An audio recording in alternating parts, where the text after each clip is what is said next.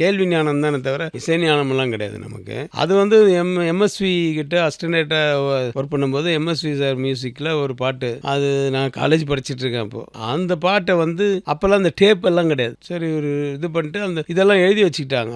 அவங்க நோட்ஸ் எழுதிப்பாங்கல்ல, அந்த நோட்ஸ் இருக்கும். ஆனால் அதை வந்து தெலுங்குல சைமன் டபுள் வெர்ஷன் அது. அப்போ அது 3000 அடியே 4000 அடியாக வந்தது அந்த படம். அது அதோட நின்றுச்சு. அது ஆகாசம் எர்ரப்படிந்துன்னு தெலுங்குல ஒரு படம், சிவந்த வானம்னு தமிழ், அது மாதிரி ஒரு படம். ஸோ இந்த சாங்ஸ் வந்து தெலுங்குல அந்த நாராயண் ரெட்டின்னு ஒரு பெரிய ரைட்டர், இங்கே வந்து கண்ணதாசன் எழுதினார். இது தமிழில் இது மாதிரி எழுதினார், அது தெலுங்குல அவர் எழுதினார். அவங்களுக்கு தெலுங்கு அந்த நாராயண் ரெட்டி கிட்ட போய் வேலை வாங்கணும். அப்போ போட்டு காமிக்கணும்னா இந்த இவர் அவைலபிள் இல்லை, அந்த நோட்ஸ் எழுதினார்ல, அவர் தான் ஹார்மோனியத்தை வந்து வச்சு மியூசிக் இது பண்ணுவார். அப்போ அவங்க எழுதுவாங்க, இன்னொரு வாசிங்க அப்படின்ட்டு எழுதுவாங்க.